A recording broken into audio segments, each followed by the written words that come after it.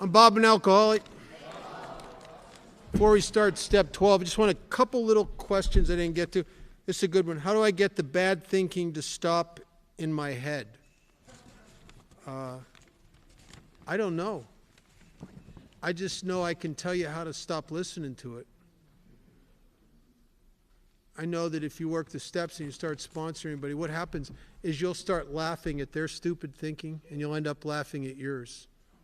And when you can laugh, when you can start laughing at the ridiculous stuff this thing says, this is a great entertainment tool. It's just a terrible management center. I think things all the time. Did you ever I was at the bank the other day, and this teller is just flirting with this guy in front of her, right? And I'm in a hurry. And the stuff, and at first it got a little serious edge to it. I should go back into that office and bring this manager out here. I was thinking, and then I started laughing at myself because I needed an infusion of reality. The reality is, why am I in a hurry? Where am I going? It's not like I'm late for another appointment, right? What am I doing? It's just Harry Tebow. Oh God, Harry Tebow in the Tebow papers, he talks about the alcoholic ego, and he compares it to His Majesty the baby, divine ruler of the universe. And that's where the impatience comes from, because His Majesty thinks it's beneath his station to wait like normal, mundane people, right? Or the intolerance is, you shouldn't act that way in the royal presence. That kind of, oh God, it's just egos. It's bizarre if you can laugh at it. If it owns you, bad deal. And that's what the thinking is in the head. Isn't that the voice of the ego? The chattering? The thing that's trying to scare you? Trying to make you do things that you're going to regret later, but paint you a picture that it seems like a good idea at the moment? All right, I think that's it. Oh, is it a good idea to start sponsoring people before finishing all the steps? It's a very good idea. And I'll tell you why. There's nothing better. If I get a guy I'm sponsoring and he just finished step 5 and he's got a new guy that's on step 3 and the guy's breathing down his neck, he will keep going through the steps because they got the new guy coming right behind him. And it's never better to give it away than when it's fresh. When it's fresh. I love watching that guys have other guys following right behind them through the steps. It's a beautiful thing. I want to talk a little bit about step 12 before we close. This is really the end game here. I think everything we do in Alcoholics Anonymous is not to make us happy. I mean, that's a byproduct. It's not to make us wonderful. It's not to make us anything other than more useful. Wilson refers to step 12 as the primary purpose. As a guy who'd been diagnosed as clinically depressed, and tried various medications for that and failed, I discovered the same treatment for depression that Bill Wilson discovered. In his story, when he talks about there were times when he would be so full of self-pity and resentment that he would be afraid he was going back to drinking. And he said that in despair, he would go down to Towns Hospital and beg Dr. Silkworth to let him spend a couple hours with some guy detoxing. And then he said he'd be miraculously uplifted and set on his feet. And he called it a design for living that works in tough times. I've had that exact same experience. One of the great things my sponsor did when I was new is he pushed me into 12-step work. And I was new. I mean, the week I get out of detox, I'm starting to get the nudges. You know, you should get on the 12-step list. We want you to be one of the guys bringing the meetings back into the detox. We want you to help others. We want you, you know, you should start thinking about sponsoring people. You know, going to the prison. You want me to sign up for the meeting in the prison. It's just crazy stuff. And I've had a lot of therapy. I'm a smart guy. And I know what he's trying to do. He's evidently, I suppose that AA had a membership problem. They were trying to get as many people to recruit people as they could, I guess. I don't know. So I said to him, I said, you know, I understand what you're suggesting here, but for God's sakes, don't you think I should work on me for a while? And he reared back and he said, work on you? You've done quite enough of that. Stop it. And when he said that, I thought, you know, I have done a lot of that. I primal screamed. I did transactional analysis. I did rational emotive therapy with Ellis up in New York. I did Gestalt therapy with one of the guys who studied under Fritz Perls and Alan Watts. I did so much. And I did so much to fix Bob. And here I am in Alcoholics Anonymous coming in off a failed suicide attempt. I guess I've fixed myself enough, huh?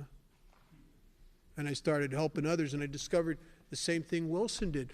And Wilson says something in his story that is really proven experientially to survive the test of time. He said that unless the alcoholic will perfect and enlarge his spiritual life through two things, and it's not what I would have thought. It's not through prayer and meditation. In my mind, to perfect and enlarge your spiritual life would have to involve prayer and meditation. It's not that. He says, unless the alcoholic can perfect and enlarge his spiritual life through self-sacrifice and constant thought of and work for others, he will never survive the certain, they're coming. Bet on it. Certain trials and low spots ahead. Certain. I would not have survived myself all these years if it wouldn't have been for the nudging of a sponsor to do service and altruistic, other-centered actions that were very inconvenient, and yet I did them anyway. I wouldn't have survived myself. I could tell you a couple stories. One of them, my 11, I talked a little bit about this yesterday, but one of the tougher 6 months of my sobriety was in my 11th year when I discovered that, when I got a divorce and discovered that my sponsee and best friend had been having an affair with my wife the whole last year of our marriage. And when we got divorced, I had the right to see my daughter whenever I wanted. I just didn't have the emotional ability. And what I say by that is, in order to go see my daughter, I had to go pick her up where they're living together, right? But I loved my daughter. I mean, I was the first human being to ever hold her when she was born. I was right there, cut the umbilical cord, the whole deal. I stole my heart. And I know about heartache because after a week or two of not seeing my daughter, I had that heartache. And so I walked through the fear, and I made an appointment to go pick her up and spend a day with her. She's only about 2 years old. And I'm driving over to where they're living together. And I got a knot in the pit of my stomach, man, I'm telling you. And I pull up to the front of where they're living, and I get out of the car, and I walk up to the door, and I ring the doorbell, and the happy couple answer the door, right? I says, "This Kate, I'm here to get Kate." And they go, "Kate!" And Kate comes running out, cutest little thing you've ever seen. I take her by the hand, we go out and get in my car, and we go off for the day. Had a bunch of stuff planned. I wanted it to be fun for her. First thing we did was went to have an early lunch at a place called Chuck E. Cheese. Do you have Chuck E. Cheese here? Yeah. Terrible pizza. Horrible. Horrible. My daughter loved it. What she loved is the games in there. For about $80, you can win a 10-cent ring. You know what I'm saying? Right. I'm telling you, I should have just bought a box of those 10-cent rings and gave them to her periodically. But no, she likes rolling those balls up that thing. And, oh, geez. So we spent quite a bit of time there and had this, I guess you call it pizza lunch. I don't know. And then I had this thing scheduled. A friend of mine had horses and was very involved in this huge ranch that was owned by the people who had the Legends in Concert show. And so I made an arrangement to meet my friend Julie there, and she was going to take Kate around and let her play and feed a lot of the animals. They had all kinds of animals there. They had rabbits and hutches, and they had horses and cows and a bunch of stuff. And they had the thing that she was excited about is they had ponies, and she was very excited. And these little Shetland ponies, and I told her we might be able to get to ride one, and she was very excited about it. She had little multicolored pony dolls and stuff, and she was very excited about ponies. And so we're there, and she was feeding the animals and playing with stuff, and it was really cool. And then we got to go to the corral and bring one of the ponies out, and we had to hold her on it because it was a little scary to her, but we took her around the corral. She really liked it once she got comfortable. And then we're sitting there next to the corral. There's a picnic table, and we're sitting there just done with the ponies, and the stable guy's taking the pony away, and my daughter's thirsty. So I'm sitting there with my friend who's involved in the ranch and my daughter, and I said to him, well, just stay here. I'll go across the yard, and next to the stables there was a soda machine. So I left my daughter there with my friend who's involved in the ranch, and I went across the yard to go get some cans of soda. And I'm coming back across the yard. As I'm getting close to the picnic table where they're sitting, I hear Julie say to my daughter, Kate, here comes your dad. And Kate looks up at me, looks at the woman, and says, that's not my daddy. Craig's my daddy. And I'll tell you something. It felt like somebody stuck a knife up under my rib cage and twisted. I didn't say anything. We learned that thing on the streets of pushing that stuff down. Learned that. And that's what I did. I pushed all those feelings down, went back and sat down, hung out with my daughter for a while, and then eventually it became time to take her home for dinner. And I'm in the car with her, and we're kind of kidding around a little bit, joking around. We've always done that. And driving up to the house, and as we get closer to where they live together, it gets a little more serious for me. And I pull up in front, and I take Kate by the hand. I walk her up to the door and ring the doorbell, and a frickin' happy couple answers the door. And she jumps into his arms, and they say goodbye to me. And I walk back to my car, and I get in the car, and I'm all by myself. And I drive away, and I make it about a block. And I pull over to the side of the road, and I just come apart at the seams. And I'm sitting in the car, and I'm crying, and I'm talking to God at the same time.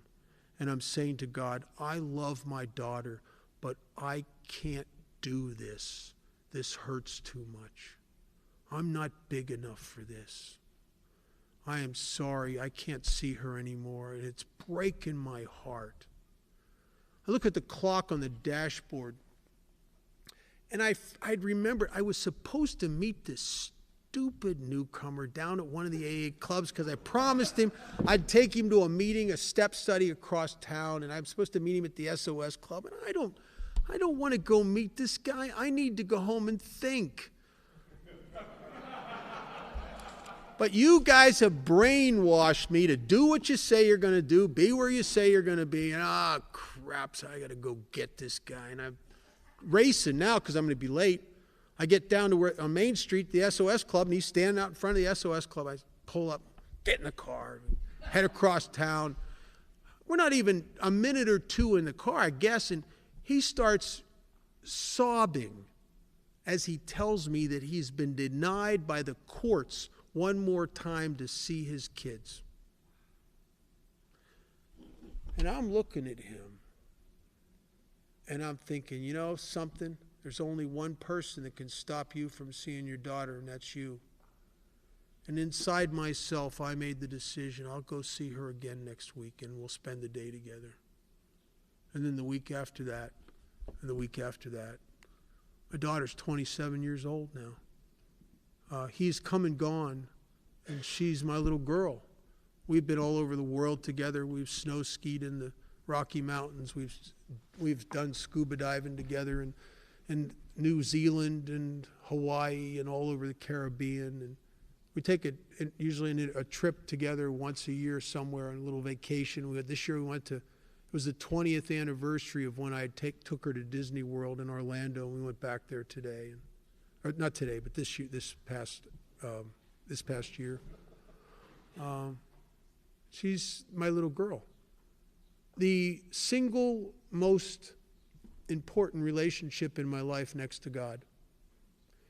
And I almost threw that away. And that new guy, he thinks I'm helping him. He saved me from myself.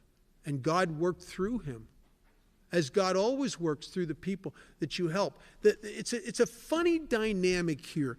The helper gets the help. Always. Always. My life is enhanced. My trust in God is enforced. My belief in the process of Alcoholics Anonymous is reinforced by the people that I try to help. Because when you sponsor a bunch of people, it's like having a ringside seat for the greatest show on earth, because you get to watch the hand of God in those people's lives. How many times, I can't tell you how many times I got a sponsee that looks like he's on the edge of the abyss. He's about to be homeless, about to lose everything, and I don't know what to say to him. So I just said, well, pray, trust God, I guess. And then it's like, all of a sudden, it just something happens, and the guy's all right.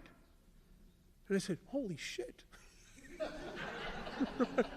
Wow.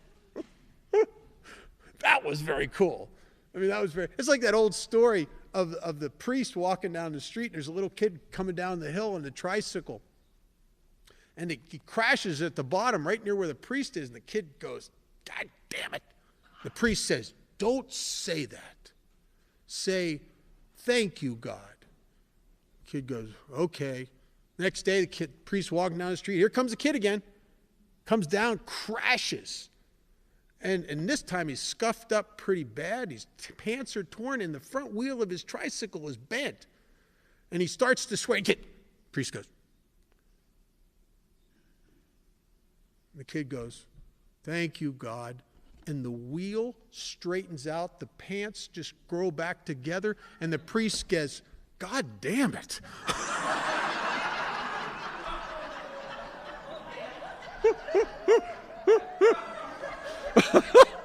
Well, that's kind of like 12-step work. I mean, you tell these people to do certain things that you forgot worked. And then you see them work and you go, oh my God, that's amazing. It's amazing.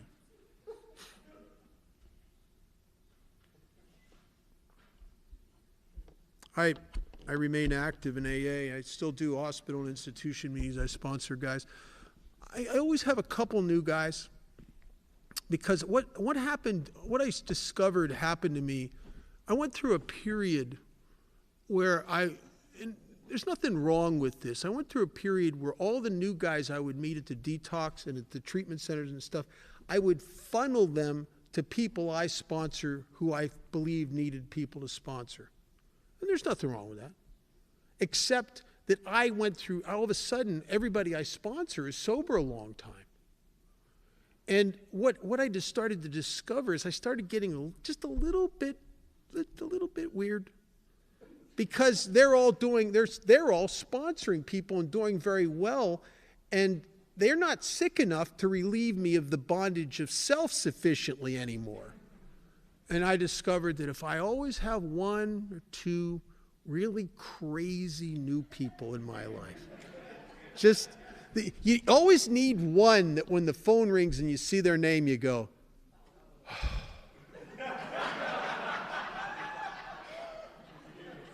oh, there better be a place in heaven for me. You know, right?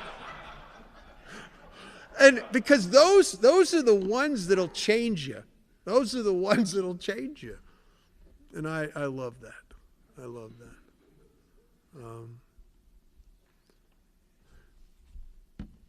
I made a lot of mistakes in 12-step calls and 12-step work when I was first sober, because you know something, I never studied the book. I never read the chapter working with others. And so I had no principles.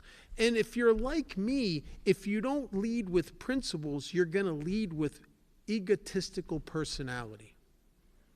That's all that's left. And so I'm trying to fix people. I made every mistake there was. I would try to fix their problems. I'd go, somebody needed a job, I'd go to somebody else in Alcoholics Anonymous, had a business, talk them into hiring the guy, and then the guy get drunk again and steal from the guy. Oh, just a mess. A mess.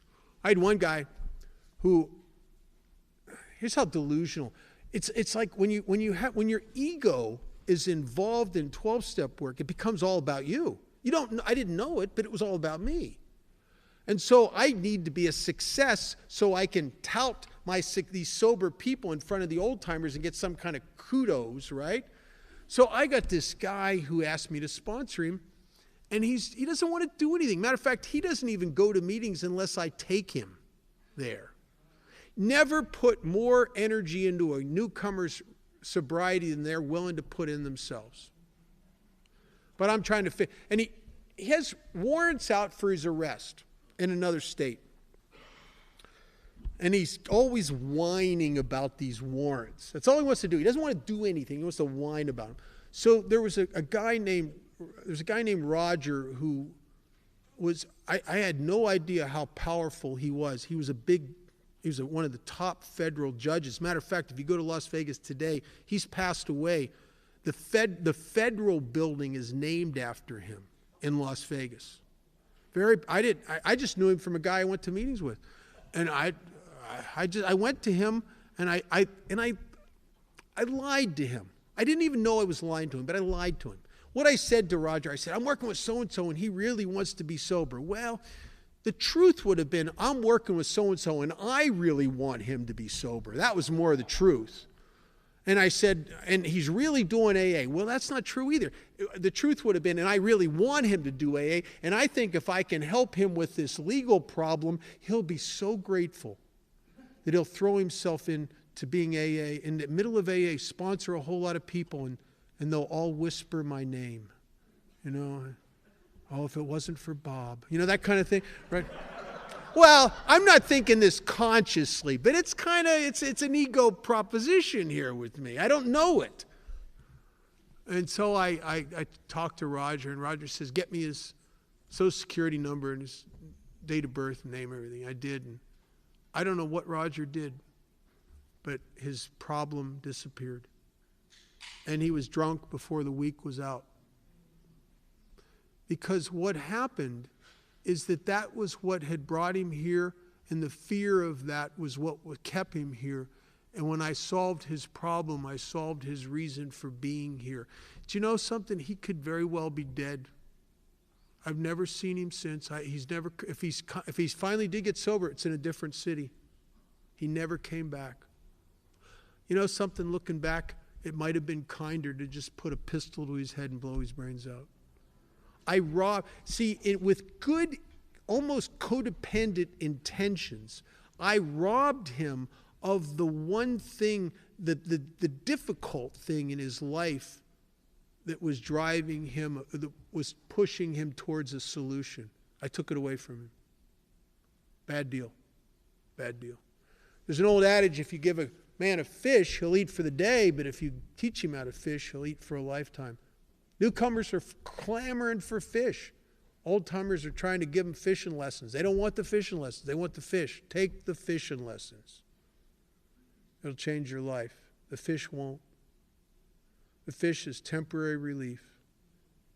Well, you don't need relief. You need freedom and change.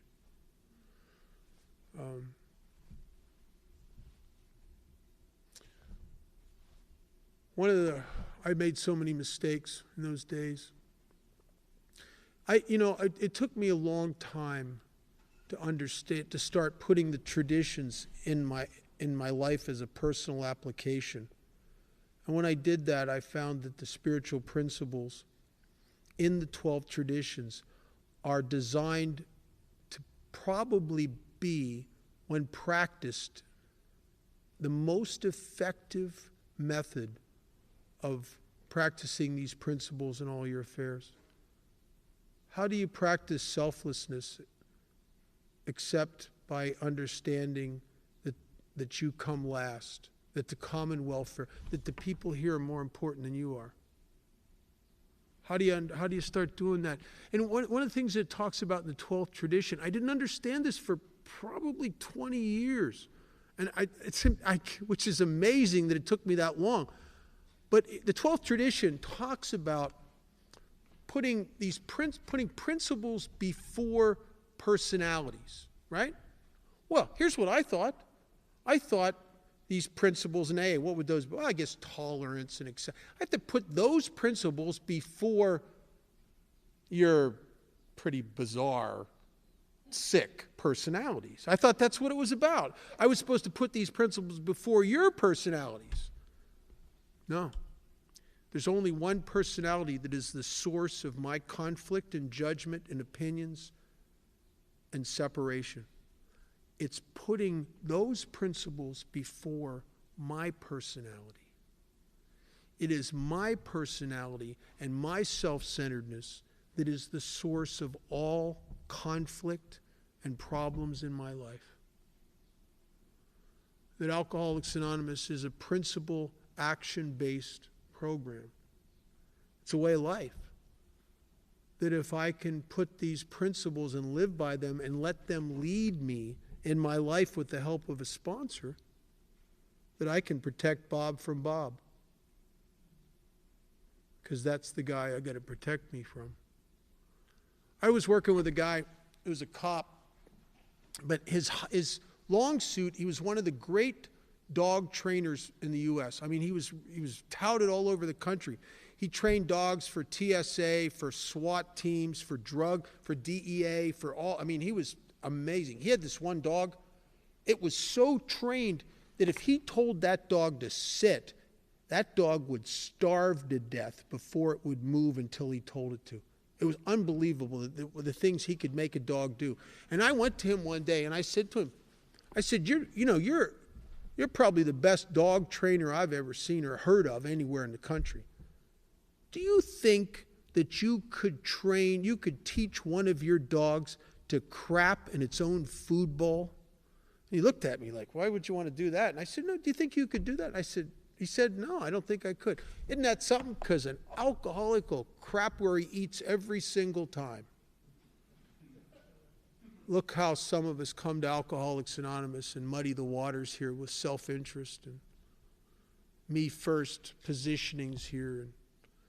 I'm a funny guy, and it took me years to wake up to some of this stuff. I'm a guy who thinks there should be rules. I just don't think they should apply to me. I think it's really important that people in meetings turn their cell phones off. But she might call. I think it's really important that we have handicapped parking. I mean, for God's sakes, of course we have. That's important. That's an important deal. There's handicapped people. They need easy access. Important. But I'm just going to be a second. I think the traffic laws are important. And I think everybody should abide by them. But I'm kind of in a special hurry today. I believe in the rules for you. I just don't believe in them for me. And if you can reverse that and grant the tolerance that you can do whatever you want, that these things don't apply. They're not here for me to apply them to you. They're here for me to apply them to me so that I'm more comfortable. No one ever gets more comfortable pointing out the things wrong with others. We only grow by noticing and correcting the things in ourselves. And the longer I'm sober, the more I realize the things that I have yet to do. And I have a bunch. It's funny, this spiritual growth thing, I often thought it was like the Dow Jones, just kept going up. Well, if that was the way it was, you would grow right out of the planet eventually, and I don't think it's like that. I think it's often much like walking to the horizon. You can walk for a long time and have come a long way and look up and you still have a long, undeterminable way to go. Because there is no end game here. It's in the journey. There is no destination. There is none. It's the journey is the destination. The journey is the point. The book says that we are to grow along spiritual lines. We don't claim perfection, but what we do claim is, and we can claim it honestly, that we made some progress here. That we made some progress. One of my favorite, I've become a guy that really loves Bill Wilson. And the reason I really love Bill Wilson is that he had all the egocentric characteristics that I have, and yet been graced by God by just a natural, intuitive humility that would often rise up in the midst of his natural inclination for self-will and ego and all that stuff. And if I can find it, I have a letter here that is my favorite thing that Bill ever wrote, and it's a response. I might talk about this and then not be able to find it. That would be tragic. It's a response that he made to a group in Chicago that just raked him over the coals, that just took his inventory and told him what he was, and here it is. And this is Bill's response. And I don't know if you'll be affected by his response and his honesty and humility as much as I have been, but this is my favorite letter. Wilson, after reading this letter and having his inventory taken harshly and criticized harshly, he said to this group, he says that you seem disillusioned with me personally may be a new and painful experience for you, but many members have had that experience with me.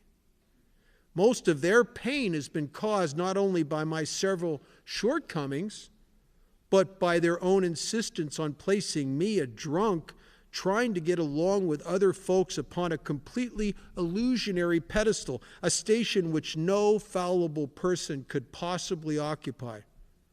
I'm sure you will understand that I have never held myself out to anybody as either a saint or a superman. I have repeatedly and truthfully said that AA is full of people who have made more spiritual progress than I have ever or could make. That in some areas of living I have made some decided gains, that in others I seem to have stood still, and in still others I may have even gone backwards. I am sorry that you're disillusioned with me, but I am happy that even I have found a life here. Bill Wilson, 1960. He was 26 years sober when he wrote that. I want to be like that when I grow up. He never defended himself. He never explained himself. He never justified it himself. They're telling him, you're this, and he's just going, yeah. Because he knows the truth. He knows he's struggled with this stuff, as he said in the opening, and has been caused discomfort from it just as much as others. And see, isn't that true for all of us? I think what happens is that the people I separate myself from get on the same page about Bob as Bob is. When I do something to step on your toes, when I do something that's very selfish or self-serving, you don't like me for doing that, and you know something? Underneath the desperate seeking of gratification, the desperate seeking of self-grandizement, I really, truly feel about me the same way you do. We're all on the same page about Bob. And that seems to be inescapable. There's an old adage, I'm not punished for my sins, I'm punished by them. That's why some of us fallibly develop a desire to grow along spiritual lines, because I want to be comfortable. I don't want to be that guy anymore. Because when I don't like me and you don't like me, not good. And it's impossible for you not to like me without me not liking. Because if I've hurt you, inside me I know. And so I clean it up whenever I can, whenever possible. Anyway, that's it. I want to thank you all for listening. Before we end, could we try something? Could we end with the Lord's Prayer? And could we end with the word amen? My friend Mildred from Toronto gave me a gift last year. You know, I've really, over the years, come to value prayers that align themselves with the word only in step 11. I don't pray for my will. I don't tell God what to do. I think that would be the vainest use of his name. I just want his will. And the Lord's Prayer, for a while, it was confusing to me, because the first part of it lines up with that. Our Father who art in heaven, hallowed be thy name, praising God, that's good. Thy will be done, that's like step 11. And then it shifts, and then you go from only praying for, just from that into giving him orders. You start telling him what to do. Give us this day, you write this down. Give us this day our daily bread. Forgive us. Remember, write that down, God. Forgive us. And you start telling him what to do. And Mildred said to me that if you went back in the old language that it was originally written in, that it used to have the word you. Our Father who art in heaven, hallowed be thy name. Thy kingdom come, thy will be done on earth as it is in heaven. You give us this day, don't you, our daily bread. And Lord, you forgive us our trespasses as we forgive those who trespass against us. And you've led us not into temptation. It's not giving God orders. It's an acknowledgement of his grace. So let's end with the Lord's Prayer. Hook up.